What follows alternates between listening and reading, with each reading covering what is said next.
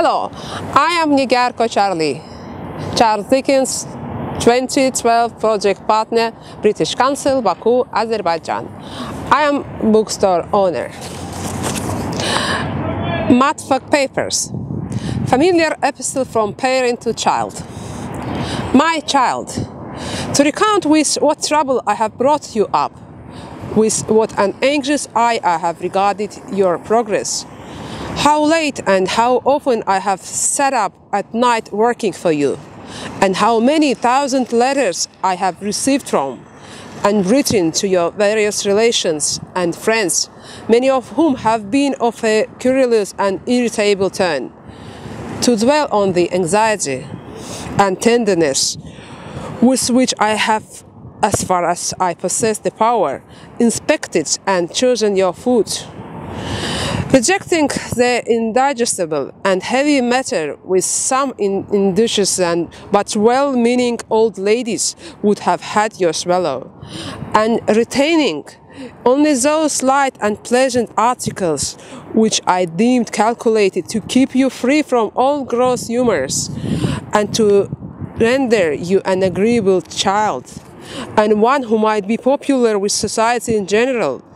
to dilate on the steadiness with which I have prevented your annoying any company by talking politics,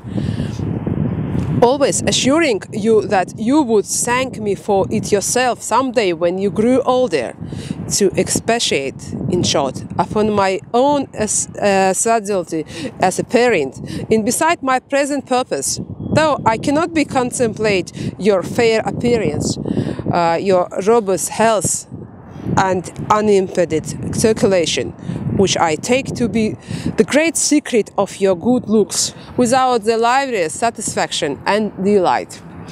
It is a trite observation, and one which, young as you are, I have no doubt you have often heard repeated, that we have fallen upon strange times and live in days of constant shiftings and changes. I have a melancholy instance of this only a week or two since. I was returning from Manchester to London by the mail train, when I suddenly fell into another train, a mixed train of reflection, occasioned by the dejected and disconsolate demeanour of the post office guard. We were stopping at some station where they take in water, when he dismounted slowly from the little box in which he sits in a ghastly mockery of his old condition, with pistol and blunderbuss beside him, ready to shoot the first highwayman or railwayman who shall attempt to stop the horses, which now travel, when they travel at all, inside and in a portable stable invented for the purpose. He dismounted, as I say, slowly and sadly from his post, and looking mournfully about him as if in a dismal recollection of the old roadside public house, the blazing fire, and glass of foaming ale, the buxom handmaid and admiring hangers-on of a tap room and stable, all honoured by his notice, and retiring a little apart, stood leaning against a signal post, surveying the engine with a look of combined affliction and disgust which no words can describe.